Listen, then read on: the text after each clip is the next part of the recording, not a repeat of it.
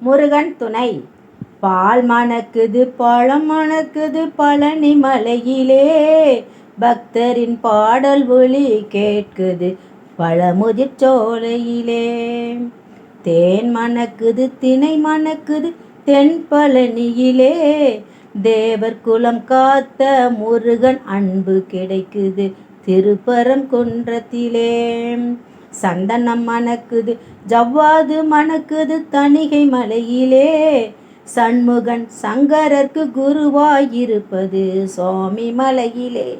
பன்னீர் மணக்குது பாமாலை மணக்குது வடபழனியிலே, பக்தியோடு வரும் மக்கள் கூட்டம் பெருகுது திருச்செந்தூரிலே.